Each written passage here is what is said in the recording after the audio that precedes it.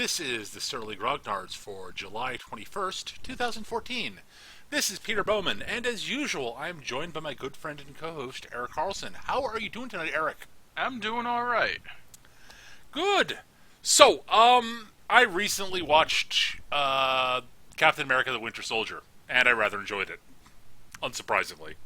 It's a good movie. Yeah. It's remarkably well done. Yeah, I had a few minor quibbles with it, mostly due with the way they directed and shot the action sequences, which I thought were poor. And I mentioned this to you just earlier tonight. Like, I attribute that to be more in keeping with the genre they're shooting for, because the Bourne identity is just so prevalent in the whole action spy scene.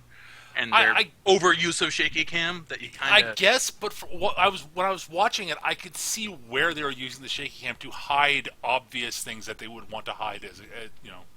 Well, it is the lazy man cinematography. It is. That's what it, I mean. It literally was. I think it's someone who's inexperienced with directing action stuff, covering up their inexperience with shaky cam. Yeah. And you know. But aside from that, the movie was actually really good, so... if that's all I'm quibbling about... Yeah, seriously. And the shaky cam isn't egregious. Oh, it didn't give me a headache, for instance, which it often gives me a splitting migraine. Yeah, I mean, honestly, the shaky cam is not at all egregious. It's used to good effect. I won't go that far, but... It's used to good effect to hide mistakes. Oh, fair enough. Yeah, sure. You know, and not just hiding mistakes, but hiding things that are hard to shoot and hard to get around. Like, you know, because they're shooting things that are not physically possible in some sequences, and I think they were trying to get around some of the limitations of the actors and such, right? Without going super overboard on CGI. Which they obviously used, but yeah, it was a good movie. I enjoyed it. But I was telling Eric about this, and that got us talking about the fact that the Marvel movie universe version of Captain America is fucking awesome. Yes. That sprung out of my sort of going, wow, okay, I have to say this before we go any further. The whole plan for S.H.I.E.L.D. to deploy the helicarriers, the fact that Nick Fury signed off on this is just mind-boggling. It further shows I agree with Nash and a bunch of other people. Fury's bad at his job. Yeah, he is. Because I mean, honestly, and Captain America, to his credit, points this out. This is not protecting people. This is a fucking supervillain plan. I mean, this is the sort of thing Doctor Doom would come up with. Although, as Eric pointed out, Dr. Doom would have made it not sound stupid. Exactly. I'm sitting going, but what? And especially like all the like satellite links and all this stuff, and you're sitting going, but that's just like asking the bad guys to take it over. Yeah. I mean, that literally was the thought that ran in my head before I saw when they mentioned the plan. And shock of shocks, the bad guys took it over. But the fact that Cap is who he is really actually helped that, you know.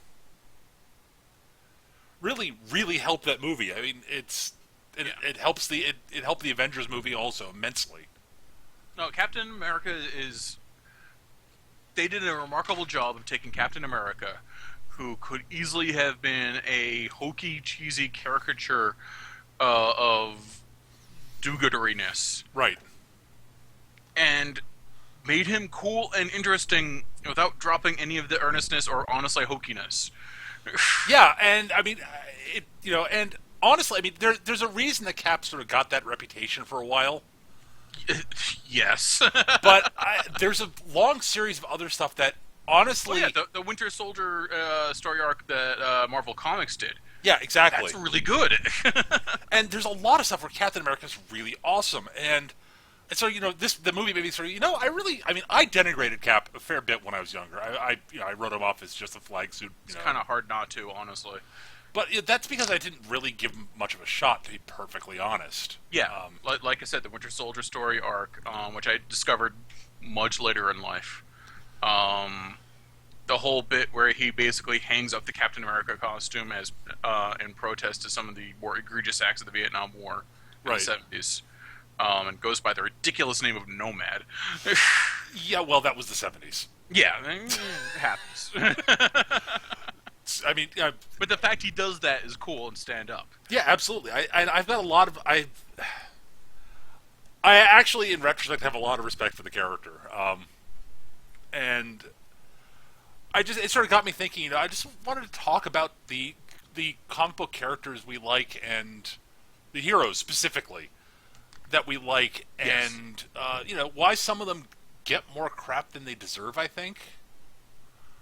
Like one of the ones I honestly wanted to talk about was, again, we've talked about him before and why I think some people are a bit too hard on him as a character, but Superman, whom I think gets a bad rap as a boring character.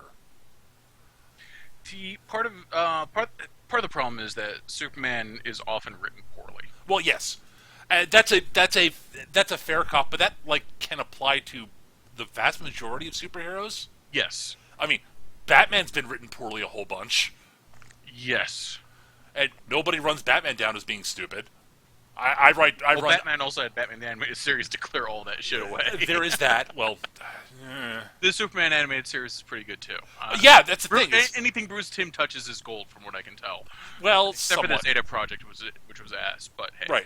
But, like, a lot of Bruce Timm stuff's really good. But like, Soups, I think part of the thing that everyone goes on about, he's too powerful, you know, all this stuff. And there's a degree of truth to that. But I think there are elements of his character that in the hands of, you know, competent writers, the fact that he's so powerful actually makes him interesting when you combine it with his personality and his code of ethics. Because one of the things that there are a bunch of people who've said this, and I think most of these people are stupid, is that, you know, it's stupid that part of the problem Superman has is that he doesn't kill. He refuses to kill. And that's actually, I think, that would actually make him a more boring character, honestly. Yeah. Because the fact that, you know, Superman has all this power, if he did kill, all of a sudden, all the problems that he's faced with have really fucking easy solutions. Luthor, gone. Metallo, gone. Parasite, gone. Toymaster? Seriously, what's Toymaster gonna do? I mean, like, Lex Luthor, he's human. Yeah. If Superman actually gets in a fight with Lex Luthor... And he has. Because Luthor suffers from Dr. Doom levels of hubris with... not more than Dr. Doom levels of hubris. Yeah, well, Dr. Doom has actual power to back up. Yeah. Luthor just has money. And brains. And a power suit. He does build himself a power suit. Yeah, that's true. But the fact that Soups, like, you know, when Luthor has no powers in any way, shape, or form for a lot of the time. Which is when he's most interesting, honestly. Right, yeah, exactly. Soups has to confront him and deal with him in a way that is without using, you know, without actually hurting Luthor, because he doesn't do that. Yeah, and a lot of the time Luthor does things such a way with proxies and the like that Soups knows he did it, but he can't prove it because of his own ethics. He's not going to bring Luthor down. And yeah, exactly. Lex Luthor, when he's most interesting, I'm sorry, he's most interesting as the corporate CEO who is also a super scientist. Yeah. Like, he's a great villain. Yeah. And he's the perfect foil. He's absolutely the exact opposite of Superman in every way. He's got no superpowers. He might be physically fit and strong, but he doesn't have any superpowers. He fights almost entirely with his mind and through misdirection, unlike Superman, who's always straightforward and upfront about things. Right. Luthor's got money and lives in cybernetic delight. Clark is barely scrapes by as a reporter. As a reporter, yeah. I mean, it's not that you know, Superman is not smart. He is. He is. But he's you know, smart. In a lot of continuities, he's actually smarter than Luthor. But we'll ignore those because that actually makes him less interesting. I agree. And, you know, I think that's sort of one of those things that, you know, and, you know, it's one of those things that I think, you know, and again, there are writers who don't do him justice, to, you know, coin a phrase. I and that happens. That's unfortunate, but as I said, that happens to every superhero. Yeah, that happens to all of them. All of them, literally. So you know, Superman Superman seems to have it happen to him more often. I think partially because people and everyone is guilty of this, get wrapped up in Superman's, how do I challenge this guy? right, How do I challenge this? And for the writers, it's how do I challenge this guy without coming off as a pretentious asshole? right. And it's not easy. He's not an easy character to write. I don't. But No, like, not at all. neither is Batman. It's true. I mean, and you know, honestly, there's a lot of really bad Batman out there. Look at you, Frank Miller. Oh, Everything past The Dark Knight Returns. Oh, fuck you, Miller. But I mean, it's not even just that. I mean, it's I've gotten really tired of, you know, I used to adore Batman. I mean, to say this right now, Batman was was one of my two favorite superheroes when I was growing up. The other was Spider-Man. Right. Yeah, Spider-Man's been unjustly molested throughout his career. Fuck you, Joe Quesada. Whom we'll get to later. But yeah, I loved Batman, loved him, and you know, I there's a lot of great stuff out there. The Son of the Demon arc is amazing. That's one. It's one of his, one of his many arcs with Ra's al Ghul. And it's the one where he falls in love with Talia. Ra's wants to basically make Batman his heir, and Batman's like, no.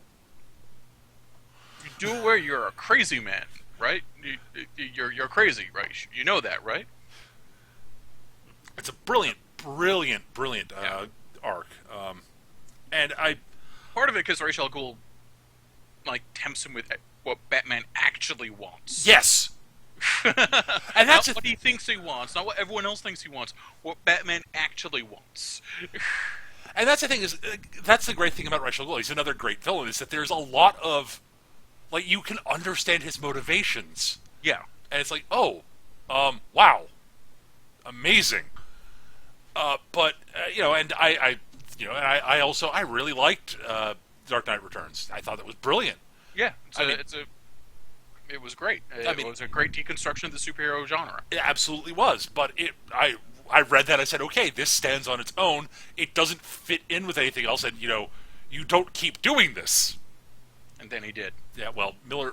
Yeah, it's not just Miller. I mean, a lot of comic book writers and artists were like, "Oh, I understand now. This is what superhero comics are supposed to be." No, guys, no. To be fair, between Miller and Moore, they did things that hadn't actually been done in mainstream comics before. True.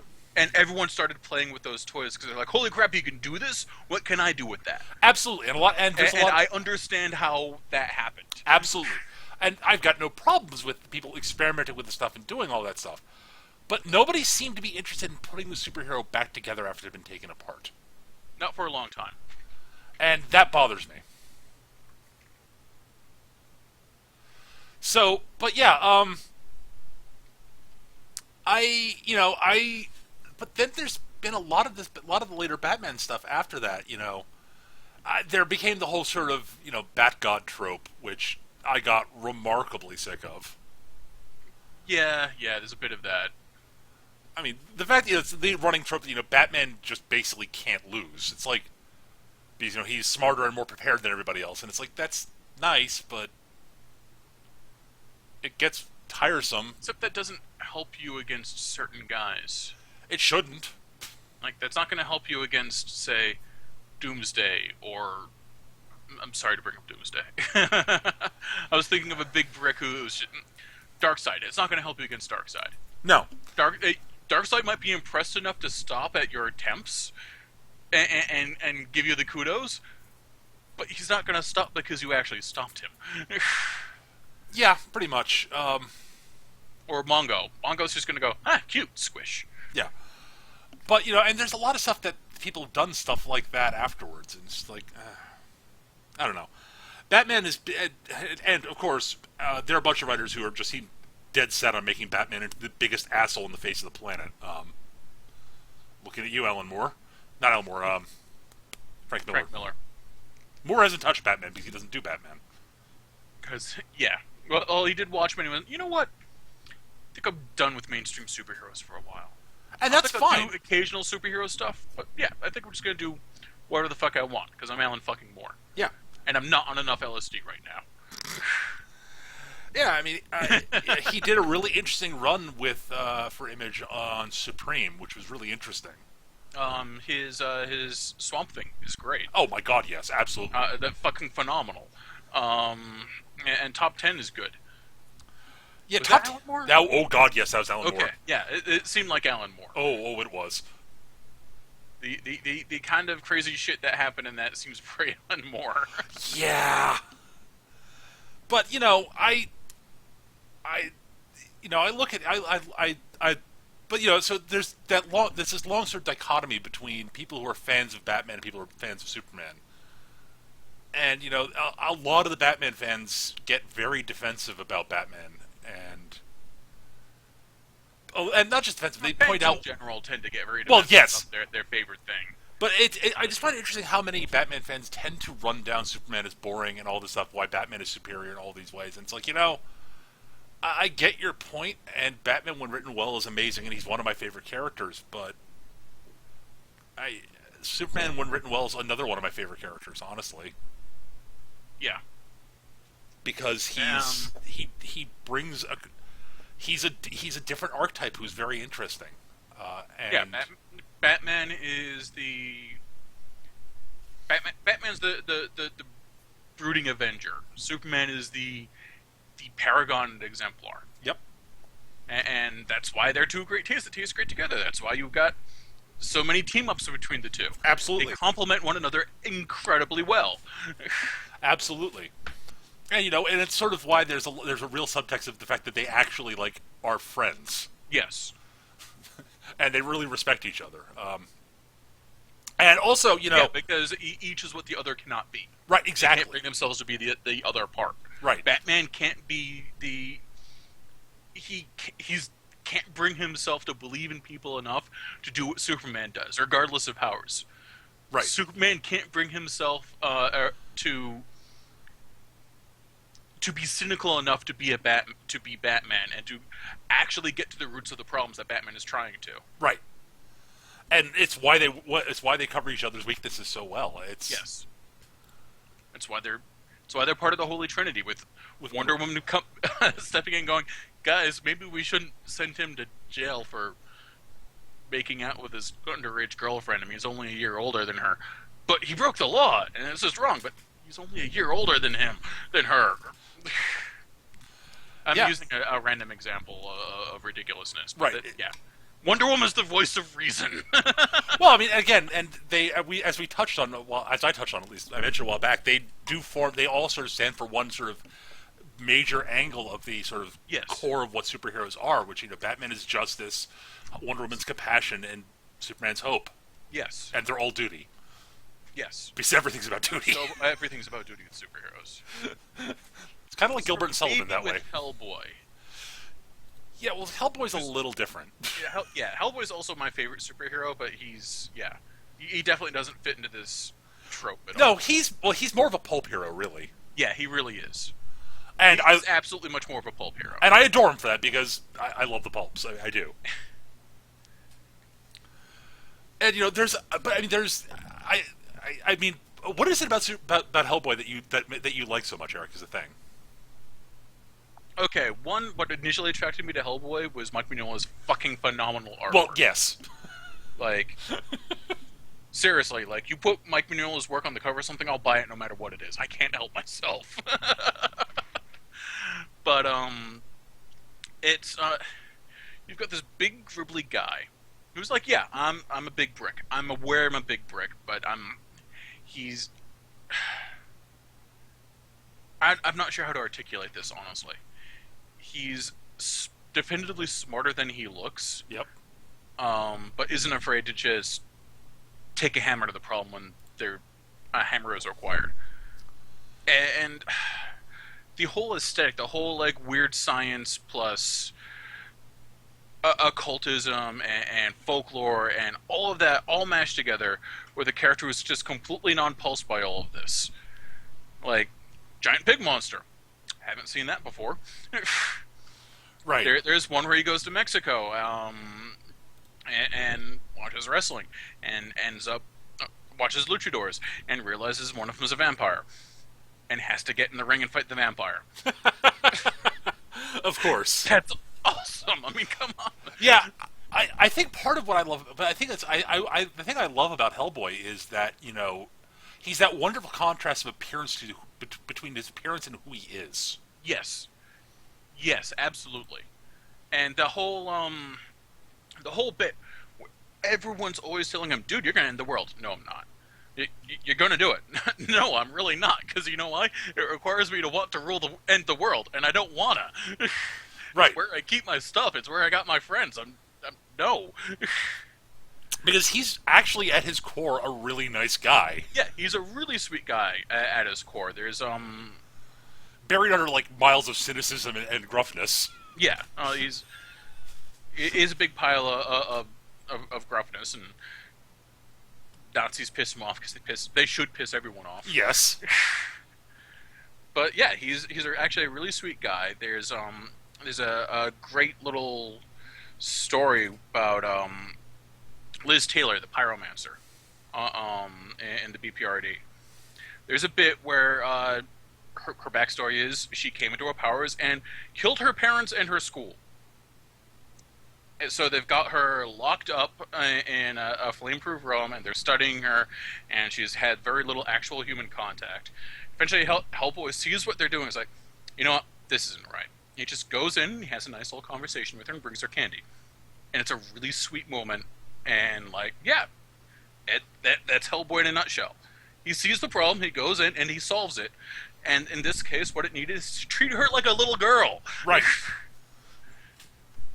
And it's I love that little bit. I read that and I thought it was like, okay, that's just fantastic. I adore Hellboy. I really do. Yeah, and it's a show. I'm sorry, not show. It's a comic that can be very dark and brooding, but is not afraid to be funny whenever it wants to be. Right, and it's got whenever they feel like it's like, you know what? Let's do a story about Hellboy eating pancakes. Right. And then we'll get back to vampires trying to destroy New York. Right, and there's a real heart to it also, which yes. which I approve of. Absolutely. Honestly, that is one of the things I find I really need in a lot of my comics that when I read them, because there can be really interesting, dark and grim stories without much of like a real heart to them, but if they go on long enough, they sort of I get tired of them very quickly. Yeah, I could see that. But yeah.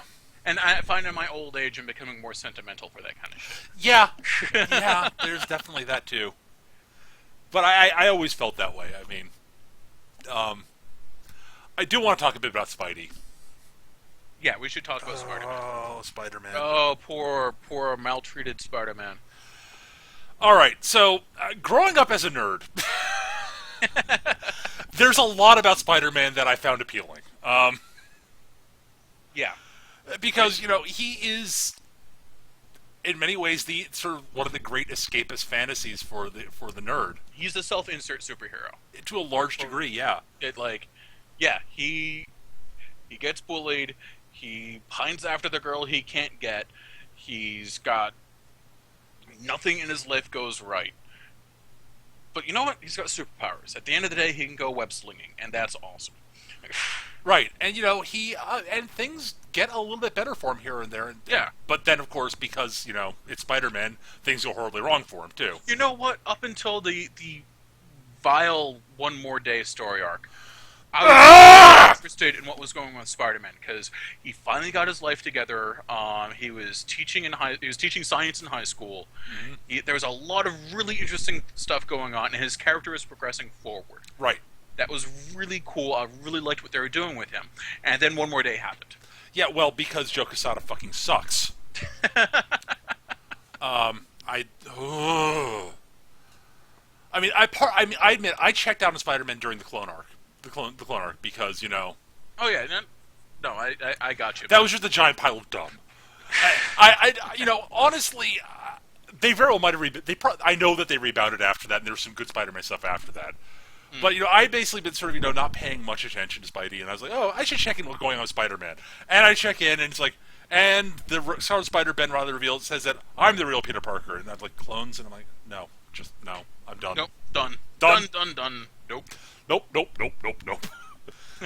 Because I thought it was just and I did some research on it, and I just did not find it interesting. I'm like, I just don't care. I'm not. No, stop this. And but I like Eric. I started hearing some things about what was going on with Spider-Man. It's like, okay, this is sounding interesting, and then One More Day happened, and I'm like, oh, Yeah. right. Honestly, I kind of want to check out Superior Spider-Man, where Doc Ock ends up in his head. Yeah, there's a lot I of. want to check that out. It sounds like an interesting thing to do. Right, where Doc Ock uses the super science to switch brains to Spider-Man. Yeah. And the premise, what I understand is what happens is Dr. Octopus does that to save himself because he's dying of cancer or something. I think it's cancer. And while inside Spider-Man's brain, he sees all the memories and motivations that Spider-Man had. Realizes that Spider-Man's exactly as nice a guy as everyone kept telling him he was, and decides to try to take up the mantle. But because he's a sociopath, he fucks it up. Right. And that's a story arc I would like to see. Yeah, and honestly, that is a fucking brilliant sort of what if That's a Elseworld great treatment. That's Well, a it's a- great treatment for a story. I honestly, as a great honest standalone story, if it was a what if Yeah. or an Elseworld or something, whatever the term you want to use for it, fucking brilliant. Yes. And honestly, I don't really object to it because I've stopped caring about Spider-Man. I'm sorry, I've stopped caring about Peter Parker. Fair enough. So the fact that they've done this, I'm like, okay, sure. Is the story interesting? Great. But I've not read it because I refuse to touch Marvel with a 10-foot pole right now. Because outside of the movies, which have been fantastic. Yeah. The Marvel Cinematic Experiment has been a rousing success, and that I haven't seen a movie of theirs that I haven't enjoyed. Yeah. There have been ones that are considerably better than others. And as much fun as I find the first Thor movie, it really is missing a middle. Yeah. It's got a beginning and an end, and stuff happens. Stuff happens in the middle. They get copied.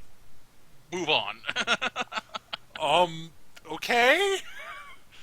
Yeah, the first Thor movie was flawed. I still haven't seen Dark World yet. I'll check it out. I have to check it out at some point. Dark World is a ridiculous amount of fun, is what it is. Okay. That's all I really ask, honestly. Yeah. From most superhero movies in general, that's all I really ask. It's amazing how few of them deliver. Yeah. Looking at you, Man of Steel. Look at you, most of the DC movies. As quality as a lot of, I will say this: as quality as Nolan's Batman has been, they're not that much fun. I kind of had fun with the Joker one. Was that The Dark Knight? The Dark Knight is actually really clever. There's a lot of really good stuff in it, but I had fun in parts of it, but it's so it sort of goes back to my problem that a lot of modern comics are sort of missing their heart. I see what you're saying, and I just I don't find Batman / Bruce Wayne sympathetic in those movies. I mean, yeah, he's the good guy, he's doing the right thing, but there's something missing from him, and I don't know what it is. I can't put my finger on it. The third one, I figured out my problem with the third one, which I haven't seen yet, but in the third one, there is Bane leads a whole populist uprising in Gotham and throws out all the corrupt officials and basically declares Gotham its own city-state. Right. Batman is the out of touch billionaire who says who ain't having none of this. Right. By in any other movie, he would be the bad guy. I see. Yeah, I do have to. And then there's this whole thing with a bomb and like Catwoman. There's a kind of falls apart. Yeah, but yeah, like I as much as I not like and again I respect Nolan's directorial work because he's brilliant. He's a genius. He's very good at his job. I get the feeling he doesn't actively enjoy superheroes very much. Yeah, that's actually sort of it. It sort of feels like Warren Ellis's later comic books, superhero comics. Yeah. It's like, yeah, it's technically really well written and a lot of cool stuff, but it's kind of clear the person behind it doesn't really have much joy for the subject matter. Yeah. And I think that's what's throwing me off on it. I can totally see that, and I totally understand that, and yeah. And yeah, it's sort of like, Nolan thinks that superheroes are silly. Mm-hmm. And they are. They're inherently silly. Doesn't mean they can't be awesome. I maintain superheroes can't be cool, but they can be awesome.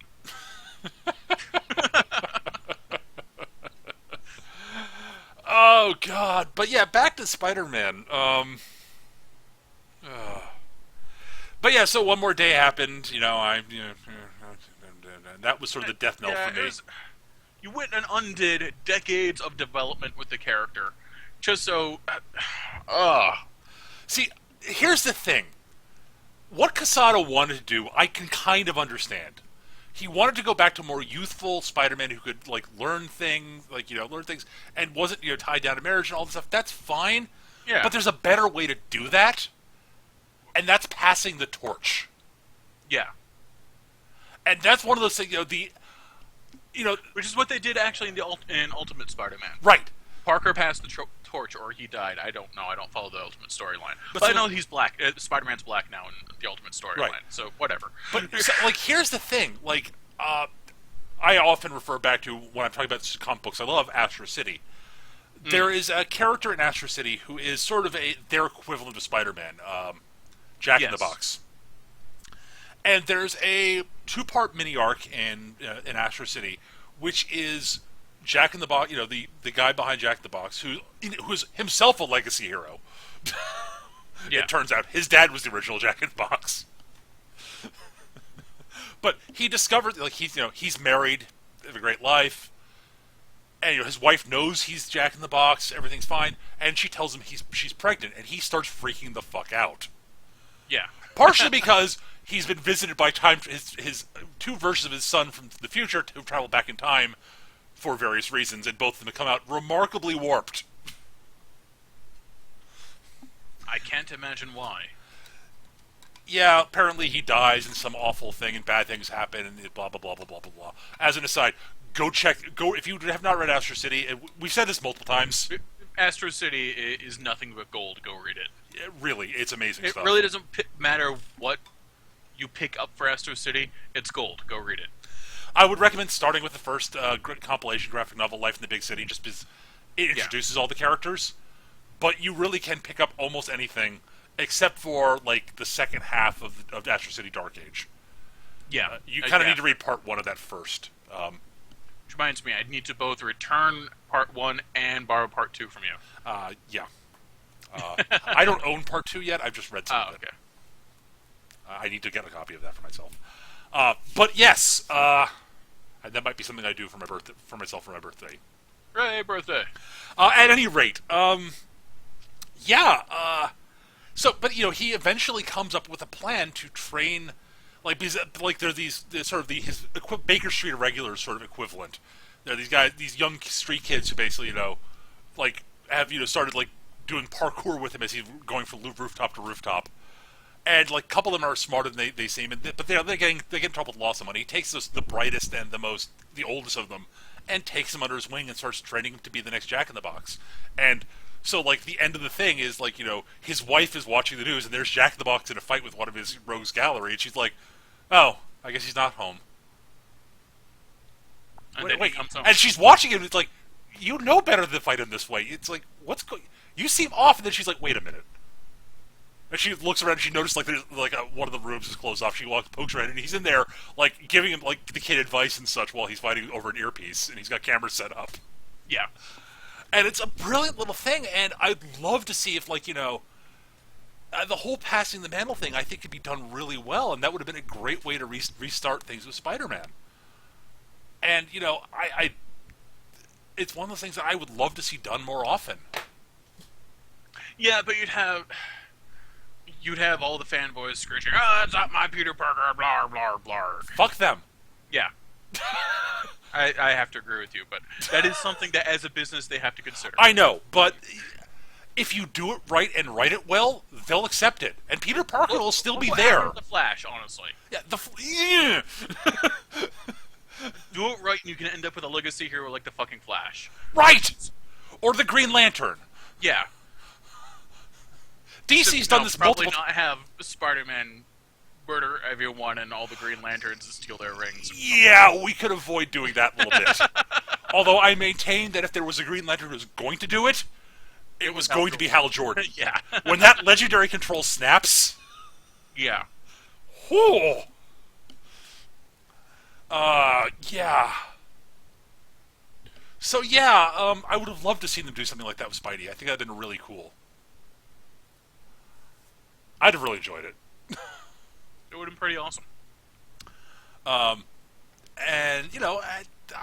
stuff like that. I just, there are a lot of heroes that you look at, and you're like, like Captain America's basically done that a couple of times. Yeah. And apparently will be doing that in the near It's future. doing it right now. Although I do not believe for a second it's going to stick. Because they don't stick anymore. No, because because that shit doesn't stick anymore. The comic book companies are slaves to their fans. Except for DC. I'll give DC props for this. They're not slaves to their fans. They do nothing but fuck up lately, but they're not slaves to their fans. True. They've actually, they're like, let's try something completely different. This is I will give them props for that. Yeah, except the completely different thing is you're going back to the 90s, guys. Yeah. We don't need another Iron Age, and there's some good stuff that came out of the Iron Age. Hellboy, for example. But you should learn. You should keep advancing and get better. That's the whole. Yeah. Apparently, you didn't know. You didn't learn lessons from that. Okay. Well, sorry. So yeah, I don't read DC anymore. I know. Let's take Starfire and make her a vacuous, bubble-headed idiot, obsessed with sex. Yeah. Because that's her character. Still haven't forgiven them for that. I never will forgive them for that, honestly. Yeah. Because, dude, Starfire is fucking awesome. Yes! Or she was. The Teen Titans were awesome. Yeah. Fucking, Marv Wolfram's entire run of the Teen Titans is fucking amazing. Yes? Like, I like the Teen Titans, and I'd never really heard of them until the cartoon came out. Loved the cartoon, tracked down the comic books, fucking loved that shit. Yeah. Like, seriously. So, yeah. The Titans are awesome, even when Robin becomes Nightwing and gets that ridiculous disco costume. Wow, that costume. That's a costume that could never have existed except in the 70s. I think it was the 80s. It might have been the 80s. I think you're right. I think it was the 80s. Ay. It could never have existed except in the mind of someone whose idea of cool is still stuck in the 70s. Yeah. But yeah, I mean, oh my God, Quesada. I mean, like, there's the whole thing with the whole, the new Falcon's taking over as Captain America. Thor is going to be a woman. I think that's a good idea. I do. I think it's a great storytelling idea. Let Steve retire. Yeah. How old is he now? To be fair, he's only been actually active for some of it. But I mean, he's been active for a while now. Yes. 20 years. Yeah. No, let the dude retire. I mean, seriously. Let the dude put his life back together. And if you need someone to consult, he's there. I mean, yeah, and it's not like he won't come back out of the woodwork when there's trouble and you need the help. Right. He'll come back. He'll probably put on the stupid nomad costume again, but he'll be there to help if you really need it. Oh my God, yeah. So yeah, I there's that. There's the whole female Thor thing, I look at that and go, okay, that's just publicity stunt. I mean, there's Yeah, well, they did the whole female Loki thing, so I'm not surprised at all the female Thor, whatever. I mean, there was an amusing what if back in the, I want to say, late '80s, which involved Thor getting, which was basically early Rogue completely like instead of her draining Carol Danvers, it was Thor, Ah, which is kind of fucking hilarious. hell, Thor was a friggin' frog for a while, so Yeah, yeah, this isn't gonna stick. If No. it does, I might be kind of interested in seeing where it's going, but it's not gonna go anywhere. no, I have high hopes for Falcon becoming words. I have high hopes for Falcon becoming Captain America. Thor's not going to stick. No. Obviously, it's not going to stick. but you know, I I can't even get up the hope against hope. It's not going to stick. right. I mean, oh god, I was talking with someone about that, and like, you know, they were like saying, but you know, I mean, they were sort of defending it to a certain degree, and I'm like, it's not going to stick. A and B. They were like saying, well, they've done some weird things with Thor in the past, and like, yeah. And he started mentioning, like, I remember this. They were watching. I forget what they watched. It might have been like Planet Hulk or something like the Planet Hulk movie. And he mentioned this like horse-headed guy who. Bad. You know, was wielding Thor's hammer. Like, oh, Beta Ray Bill. That's Beta Ray Bill. Beta Ray Bill is awesome. Fucking weird, but awesome. It's a product of Jack Kirby's demented imagination in the '60s. I mean, Jack Kirby was a man that was not doing enough acid. By not enough, I mean way too much. Beta Ray Bill is fantastic. He's a great character. But what the hell? And I admit, I fanboyed out when he showed up in Avengers Earth's Mightiest Heroes. Yes. I was like, it's Beta Ray Bill! Woohoo! Because I really like Beta Ray Bill. Despite, actually, because of the bizarreness. Yeah. Well, he's something that could only have existed when Jack Kirby was given a free reign to do whatever the fuck he wanted. Yeah. And yeah, that's awesome. Completely fucking bizarre. That's Kirby in a nutshell. Yeah. And unfortunately, we're not going to see. The thing is, I don't think we're going to see a lot of that sort of Silver Age lunacy anymore. No, it's. And I'd like to see small injections of it again. No, I don't. Aesthetically in the Marvel movies. Yes. It shows up aesthetically like Asgard is straight up Kirby made live action and somehow not ridiculous. But yeah, not going to see that. Just the, you know what? Let's have Thanos show up in a helicopter with his name on it. And his plan was to make Starfish hyper intelligent so that they take over zebras. No, we won't say anything like that, but you know. Jack, what drugs are you on, Jack? I'm not sure. They gave me a box. And that's sort of that sounds sort of like how they came up with Starro, but yeah. I don't think that was actually a Kirby invention. I don't think that was Kirby. It was Silver Age. It was Silver Age as fuck. But Starro's fucking awesome. Yeah, we're never going to see something as ridiculous as Silver Surfer again. No, dear God, no. No, we're probably not going to see anything like Starro again. Yeah. Which is a crying shame, because Starro's a great, great concept. Yeah, it's a hyper-intelligent space starfish that puts little shards of itself inside people and takes over their brains. That's cool.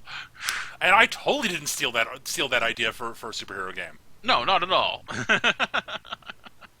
I mean, it wasn't a telepathic starfish. No, it was space bugs, but yeah. It's hyper intelligent hive mind space bugs.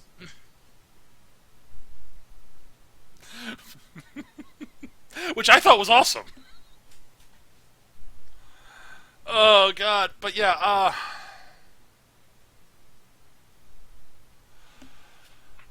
so oh god. Yeah, have you seen Man of Steel yet? No, I haven't, because I don't want to make myself depressed. I want you to see Man of Steel so I can rant at you about it. You can rant at me about it anyways. It doesn't matter if you don't know what I'm talking about. It's just... Eric, why do you want to problems with that movie? Why do you want to cause me pain? Because, Peter, you're my friend, and we always hurt the ones we love. Let me love you. Oh God. Why? Yeah, I probably should watch it. Man of Steel would probably have you spitting venom and punching walls, honestly. Very likely. I should watch at some point just for completeness sake. Yeah, it's not a Superman movie. Yeah, and I don't care what anyone says. It's not a Superman movie. It lacks the heart you were talking about. Yep. It's heavy-handed with its imagery, but whatever superhero comic, I'm fine with that. Right. It has an overabundance of shaky cam. Oh, goody. Because I need that. Not the way you think. It's used in really weird places, and you don't notice it until you're looking at the corner of the film. Huh. And you notice that the horizon is moving slightly. Weird.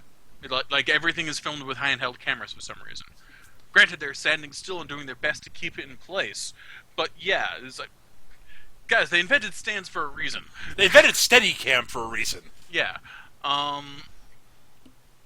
Fucking... Pa Kent is just... It's the worst incarnation of Pa Kent I've ever seen. He's a morose, humorless weirdo. Keep killing kids, Clark! Yeah, it's... And the infamous ending with Zod. Rio Planeswalker in the chat has a wonderful little comment there. Overabundance imagery is bad if it's the wrong imagery. Yeah, Superman is not Jesus. No, he's not! It's a common enough thing used with Superman that it didn't really bother me that much, but yeah, he's not Jesus. He never died for our sins. Doomsday doesn't count as Kryptonian hypersleep. Fucking death of Superman. Talk about a publicity stunt. Yeah. That could have gone somewhere. Yeah, that could have been interesting. But no. There was some interesting stuff that came out of it. Yeah. Also, the Death of Superman arc itself, oh my god, it's badly written. Yeah, it is. Like, the first time, like, when I first read it, I kind of enjoyed it. It was kind of interesting. Went back and read it, like, 5 years later. Yeah. Wow. That YouTube video, the Death and Rebirth of Superman that guy did, it's fucking hilarious. It's entirely appropriate. It's just the most badly written... It's one of the worst written comic books I've read, honestly. I mean, it's just like... this. I mean, part of it's, it's just like, it's a I wouldn't big... say that. I've read some really bad comic books. Fair enough. There are plenty that are worse written, but it's... Of, like, things... I mean, the problem is it's just a big fight scene for the most part, and not an interesting one. Yeah. And that should have been interesting. Yeah. No, you could have done it well. You could have done Doomsday going crazy batshit and Superman desperately trying to save people and get him out of Metropolis, and Doomsday keeps on going back. Because that's where the stuff he wants to do, which is squish stupid fleshy things. Right. And that could have been interesting.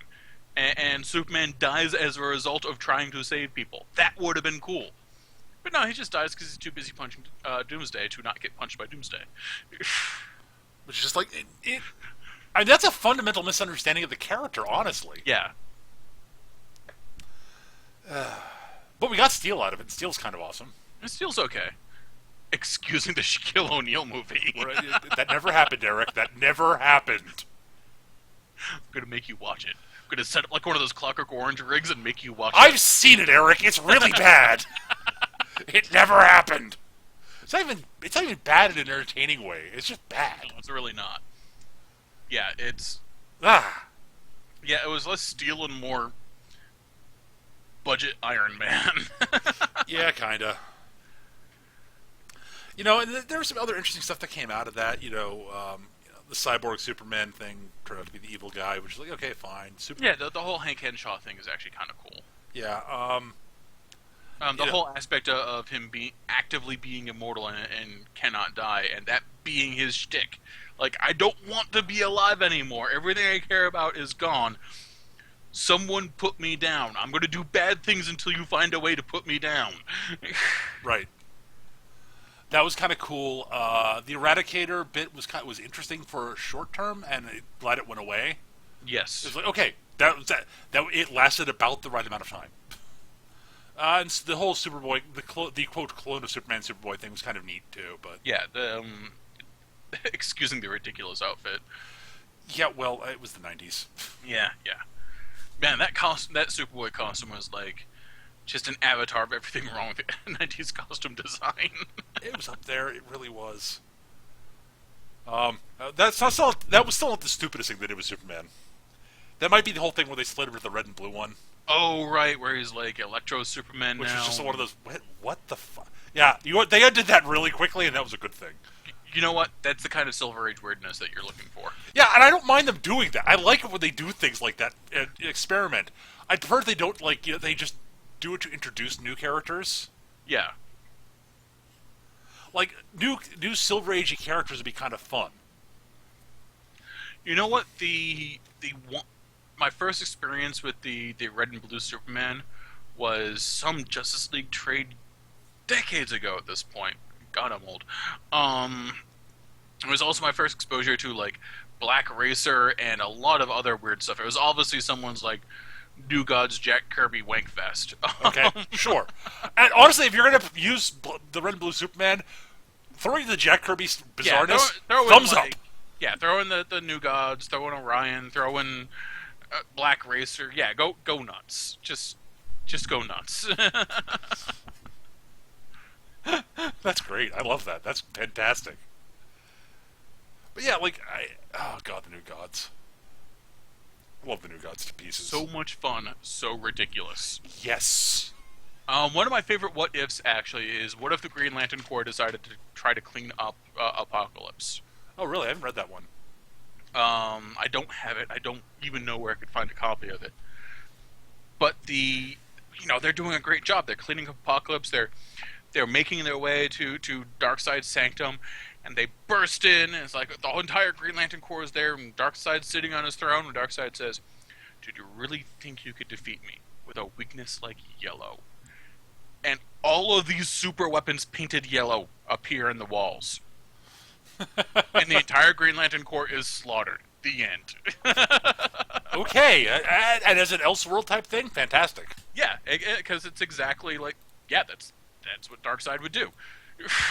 He would sacrifice almost the entirety of Apocalypse to eliminate a future threat like the Green Lanterns. Yep. Oh, totally. He'd totally do that. Yeah.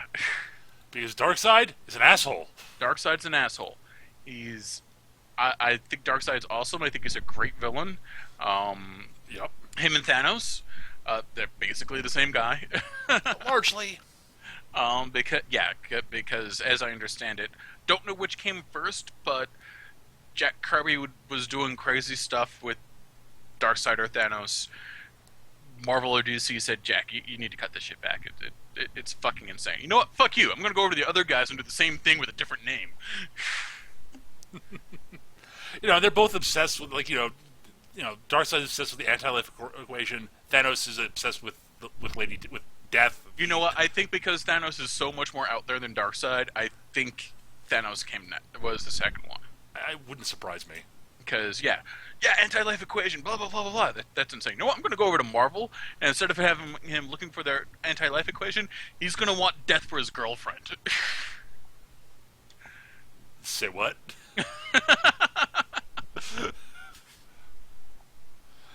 Oh, Jack Kirby, you are a demented mad genius, or were.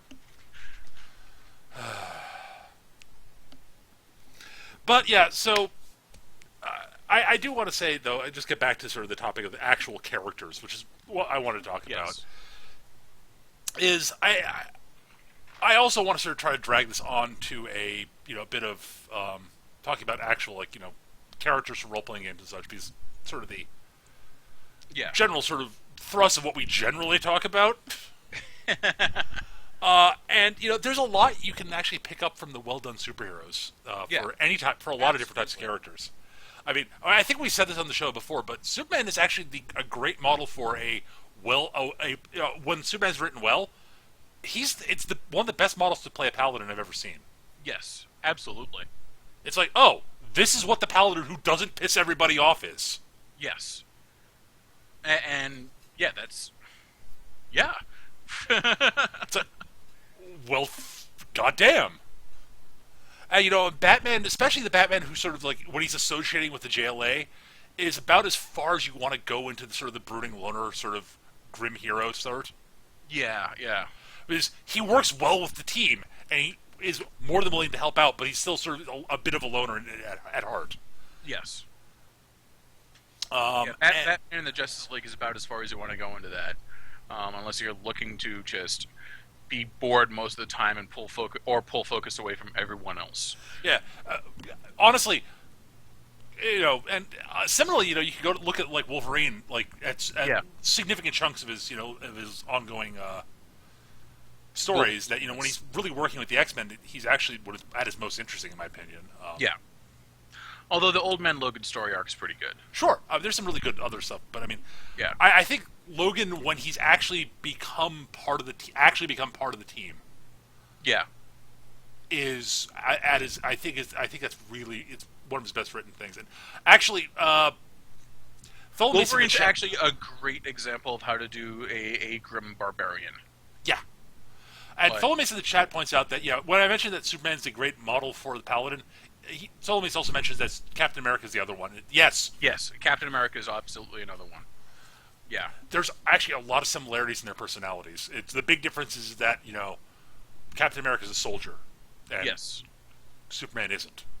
That's where their big sort of dichotomy is, and it's why they're two fascinatingly wonderful characters. Yeah. Yeah. I'd have to agree with that. Tony Stark is great for playing an asshole wizard. That's Yes. that's still charming and gets along with everybody else. Yes. Or bard. He could easily be a bard because the whole idea is he's smarter than everyone else. Yep. Oh, Stark's fantastic. Yeah. So correction. Stark, when written well, is fantastic. Yes. And I would say that for integrating into a group, the Marvel versus Stark works better than a lot of them. The movie cinematic verse. one. Yeah. Yeah. Absolutely. And actually, a better example, honestly, would be to go watch Avengers: Earth's Mightiest Heroes. yeah. That You Tony should Stark. watch that anyway because Well, it's yes. a really good series. Yes, it is. And I'm still mad that they canceled it in favor of the abysmal, whatever the new Avengers movie is, Avengers Assemble. Yeah, it's not very good. Yeah. It could be worse. It could be the '90s Avengers cartoon. Yeah, it could be very slightly worse. That was really bad. On top of everything else, I've seen a few episodes of that show, dude. It's ass. yeah.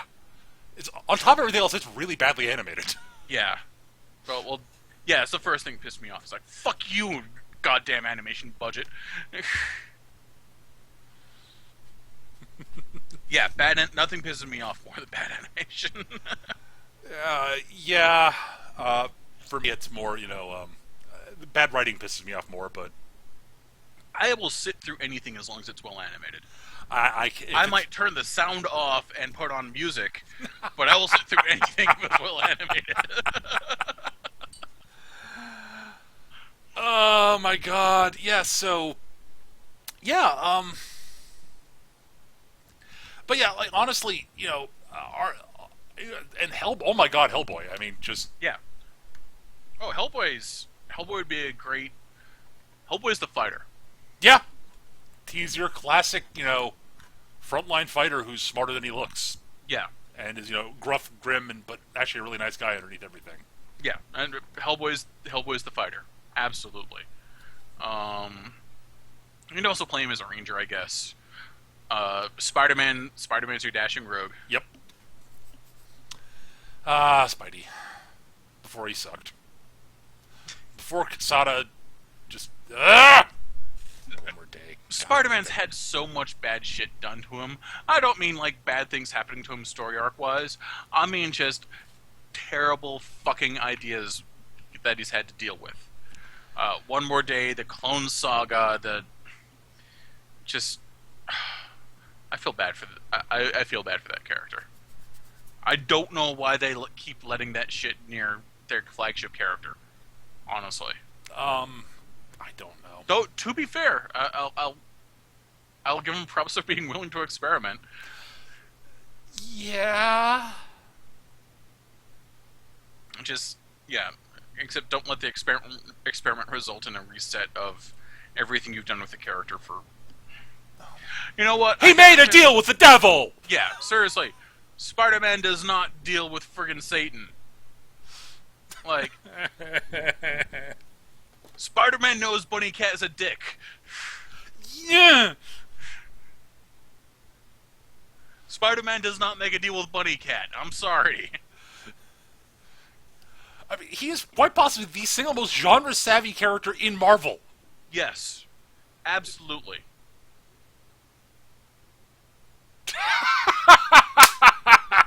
Yes, Dolomis. One More Day wasn't experimentation. It was everything's better on my Earth. It really was Superboy Prime levels of stupidity. Yeah, yeah. Although, I gotta say, Superboy Prime punching reality, I love that. It's so fucking stupid! It's so ridiculous and batshit insane, and it's Kirby levels of crazy is what it is. Yeah, if it was written better, it would be. Yeah, if it was written better, but the idea is so awesome. Come on. Punch reality. But it's tied to Superboy Prime, That's Eric. fucking great. But it's tied to Superboy Prime.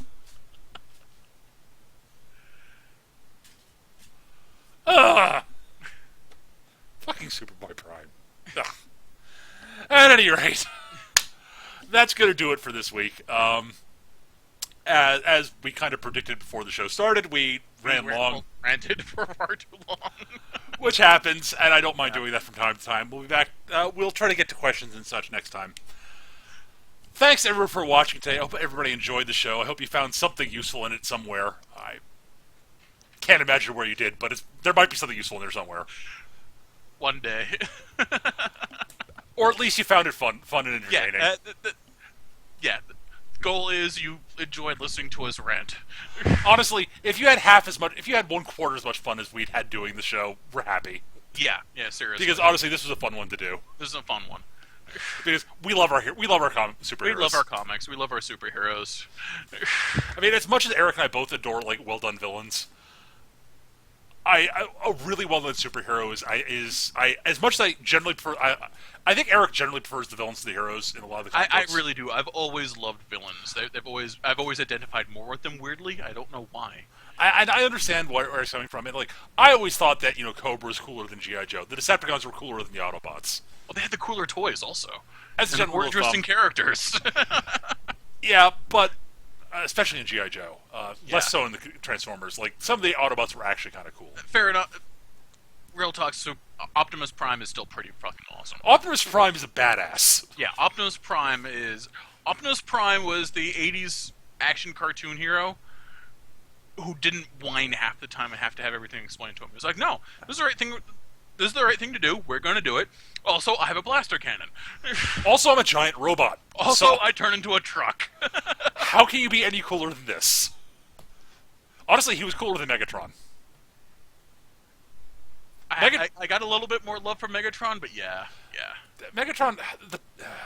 The thing is, Megatron had a better lieutenant. And no, I don't mean Starscream. No, Soundwave. Soundwave was awesome. Soundwave is the man. Soundwave kicked ass. But anyway, as I was about to say, he was my favorite Transformer. Oh God, yes. He was great. Fantastic. But as much as we both like our villains, a really well done superhero, honestly,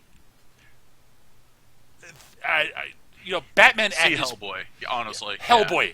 Batman at his peak, Spider-Man at his peak, the best written Superman. Yeah. God, the really good runs of Wonder Woman. Yeah. But the one good thing to come out of the New 52 was the Wonder Woman run. God help me, Wolfram's Teen Titans. Yeah, Wolfram's Teen Titans. You know, like I love me some Deathstroke, but yeah, and fucking Raven. God, I love Raven. yeah, I just Raven's awesome. You look at all this stuff, and it's like there's a reason we read about these heroes, and they are why. Yeah, Captain America when he's written properly. yes. Beast Boy and Cyborg together, because they're not nearly as interesting when you take them apart, but when they're together, they're awesome. Absolutely. Astro City, the heroes in Astro City are all just like Samaritan. I adore Samaritan. I feel so bad for Samaritan. Yeah, isn't the first story like a day in the life of Samaritan? It is, and it explains why his life sucks. Except he wouldn't trade it for the world. Yeah. And that's what I love about him. It's like, yeah, he spends his entire day, just dashing about it. The one of the things he loves more than anything about his powers is flying. And he times exactly how much time he gets in flying during the day. And it's like 8 minutes, maybe. Yeah. And that's like a good day for him. But you get the impression he would not trade his him doing what he does to save people for anything. Yeah, no, it absolutely, like, it's a day in the life, and you're like, wow, your life sucks, dude. And he's like, but like the comic ends with, today was a good day. And then what it really ends with is and then he dreams of flying. Flying, yeah. And he's just so joyous, and it's like, okay, that one issue of Astro City is what sold me in Astro City. Yeah, and it's like the first one too. It literally is the first issue of Astro City. It's like, oh my god.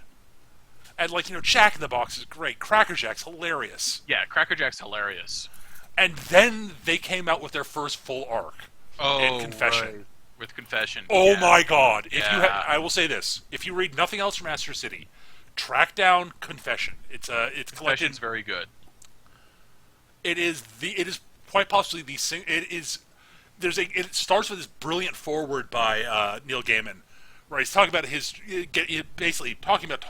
he's friends with Kurt Busiek, and they're talking about he's not Gaiman's not a Batman fan, and during one trip when they were like going up to Busiek's cabin for the weekend with their families, Busiek started spinning this tale about Batman.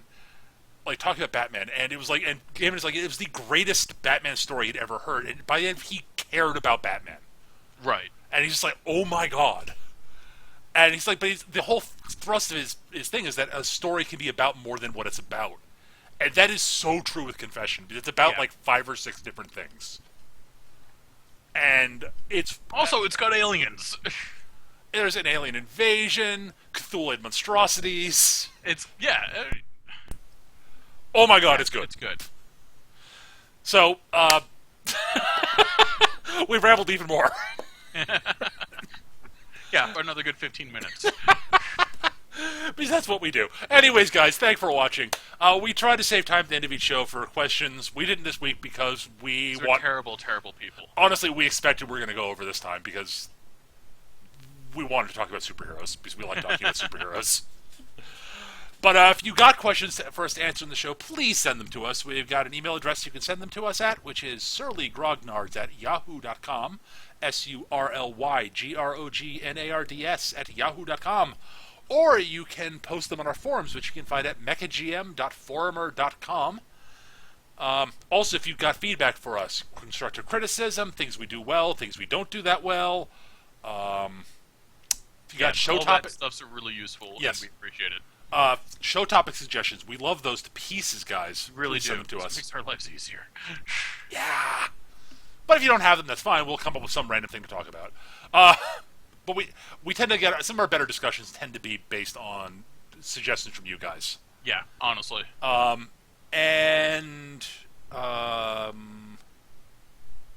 yeah, well, we record the show every Monday night here on twitch.tv/mechagm at 7 p.m. Eastern. You can find old recordings of the show on my blog, which is mechagm.blogspot.com, or on my new YouTube channel. I don't have all the episodes there, but you can find a bunch of them there. YouTube.com/mechagm. I think that's it.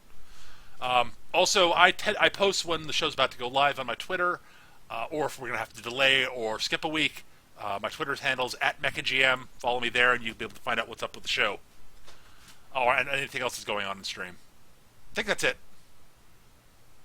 hit all the bases, right, Eric? I think so. Yeah. Sweet. Rock on. So, guys, thanks for watching. We hope you had fun. We'll see you guys next time. Take care and have a great night. Keep on gaming, guys. Bye.